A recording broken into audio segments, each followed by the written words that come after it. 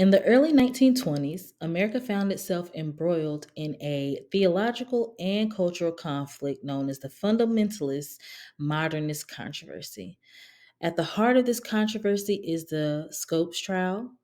It's a landmark event that's going to symbolize the struggle between traditional religious beliefs and the forces of modern science and education. In 1925, in the town of Dayton, Tennessee, it's going to become the stage for what's going to be a legal battle that's going to captivate the nation. At its core, it's going to be a young high school teacher named John T. Scopes, and he's going to violate the Butler Act. The Butler Act is a law that's put into place that's prohibiting the teaching of evolution in public schools. During the trial, on the persecution side, it's going to be led by William Jennings Bryan, who is a prominent fundamentalist and a three-time presidential candidate. He's going to argue that teaching evolution contradicted the biblical account of creation and it eroded moral values.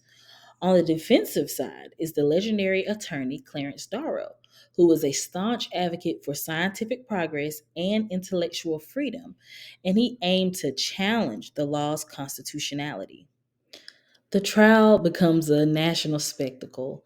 It's going to draw attention across the nation, highlighting the deep divide between the fundamentalist Christians and those who were embracing modern scientific theories.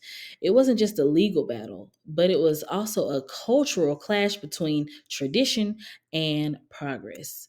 The Scopes trial was a pivotal moment in American history because it symbolized the struggle between those who wanted to preserve traditional religious values and those who advocated for a more progressive and scientifically informed society.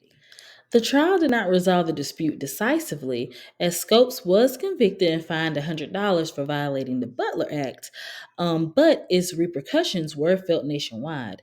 It initiated a wider public conversation about an intersection of religion and science in education, laying the groundwork for upcoming discussions.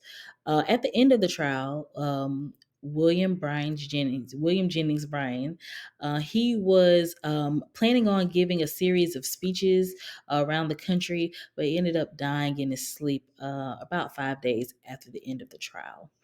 The Scopes trial is a significant episode in the fundamentalist modernist controversy. It's highlighting the conflicts between faith and reason, tradition and advancement, and the influence of American culture in the scene of the early 20th century. Thank you so much.